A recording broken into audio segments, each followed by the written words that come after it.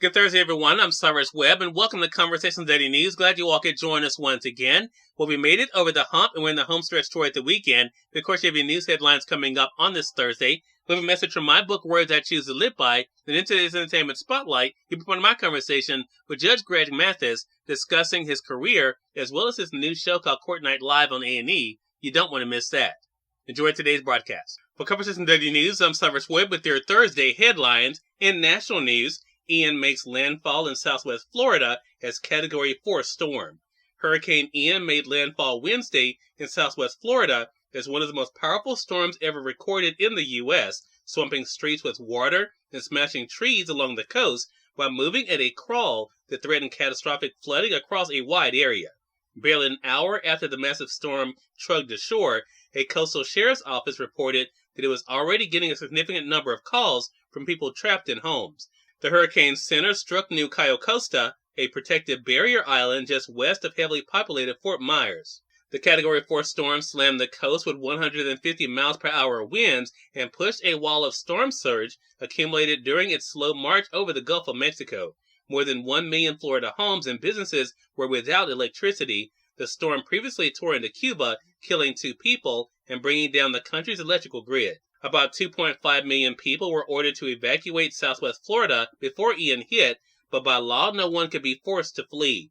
Though expected to weaken to a tropical storm as it marched inland at about 9 miles per hour, Ian's hurricane-force winds were likely to be felt well into central Florida. This is going to be a nasty, nasty day, 2 days, Florida Governor Ron DeSantis said, stressing that people in Ian's path along the coast should rush to the safest possible shelter and stay there. In Naples, the first floor of a fire station was inundated with about 3 feet of water, and firefighters worked to salvage gear from a fire truck stuck outside the garage in even deeper water.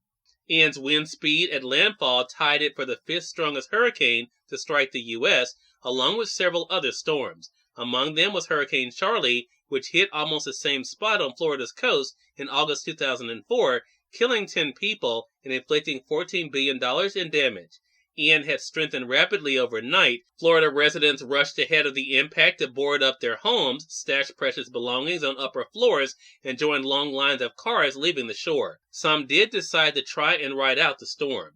Ian made landfall more than 100 miles south of Tampa in St. Petersburg, sparing the densely populated Tampa Bay area from its first direct hit by a major hurricane since 1921. Officials warned residents that Tampa could still experience powerful winds and end up with over 20 inches of rain. In more national news, Katie Couric says she's been treated for breast cancer. Katie Couric said Wednesday that she's been diagnosed with breast cancer and underwent surgery and radiation treatment this summer to treat the tumor. Couric, who memorably was tested for colon cancer on the Today Show in 2000, announced her diagnosis in an essay on her website, saying she's hoped it would encourage other women to be tested. Couric, 65, was diagnosed on the first day of summer and wrote that she had her final radiation treatment on Tuesday.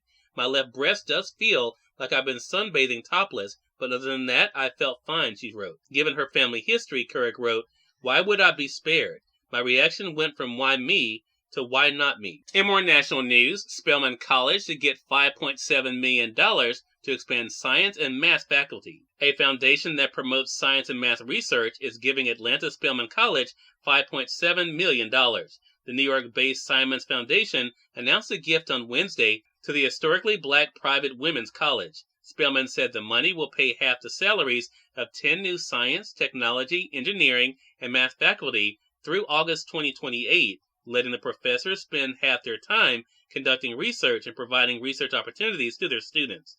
The National Science Foundation ranked Spelman as the top producer of black women who go on to earn doctorates in STEM fields, and the college said it's trying to double the number of graduates who eventually earn doctorates. And finally, in business news, stocks rally, bonds soar, and relief after UK comms market. Stocks rallied on Wall Street to their first gain in more than a week as some calm returned to markets around the world Wednesday after the Bank of England moved forcefully to get a budding financial crisis there under control. The S&P 500 jumped 2% for its best day in 7 weeks to snap its longest losing streak since the coronavirus crash in February 2020. Besides the relief on Wall Street, Bond markets around the world also relaxed, and European stocks erased morning losses after the UK Central Bank said it would buy however many UK government bonds are needed to restore order to its financial markets. The drop in bond yields eased some of the pressure that's been choking Wall Street this year, as the Dow Jones Industrial Average rallied 1.9%. The Nasdaq Composite climbed 2.1%, and the smaller stocks that make up the Russell 2000 Index soared even more, 3.2%. Cyrus Webb, Conversations Daily News. It's on time for a message from my book, Words I Choose to Live By. Enjoy. Good Thursday, everyone. I'm Cyrus Webb, and welcome to Words I Choose to Live By. You are more than where you live, what you look like, and who you know. The most important thing about you is who you are and what gift you are meant to bring to the world. Do not shortchange yourself by focusing on the superficial. The best of you comes from the inside out. Let it shine, let it shine, let it shine. Have an amazing Thursday. Judge Greg Mathis is featured in today's Entertainment Spotlight right here on Conversation Daily News. For Conversation Daily News, I'm Cyrus Webb with Entertainment Spotlight. Emmy Award winner Judge Greg Mathis joined me on Conversations Live, the radio show, to talk about the success of his show Judge Mathis and his new show called Court Night Live. Here's a bit of our conversation. What has that experience been like for you? As I mentioned, you are an Emmy-winning host. What has it been like for you to bring court television to another level through Judge Mathis and now through Court Night Live? Yes. Well, with Judge Mathis, of course, I've always been myself, and that is a person with compassion who likes to practice tough love and likes to have a little fun with a little humor. And what you see on Court Night Live is just a version of that. Of course, I'm serving as commentator in this instance, but the cases are even a little more risque, if you will, or I don't like to say wild, but entertaining, because it's nighttime television, so you might see stuff you don't see during the day.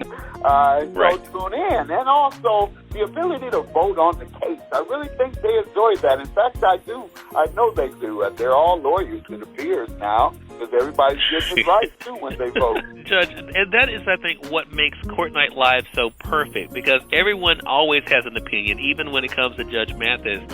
The show, people have an opinion as to what they think should happen, what should be the results. And now you've been able to give them the opportunity to actually let their voices be heard. I mentioned also, I'm a big nerd myself, Judge Mathis, so of course I enjoyed your book, Inner City Miracle. It was great being able to know about the makings of you. What has that been like for you, too, to know that you've been able to entertain through television, but also to inspire people, too, through your story? Well, that was my primary objective when I left as a sitting judge in Detroit, a position that I had achieved a lot of acclaim in, because one, I was a heralded judge, and two, everyone was inspired when they found of my jail to judge story. Cyrus Webb, Conversations Daily News. We thank you all for tuning into this edition of Conversations Daily News. Prepare to get us on tomorrow to wrap up this week. Until then, I'm your host, Cyrus Webb, saying as always, enjoy your day, enjoy your life, enjoy your world.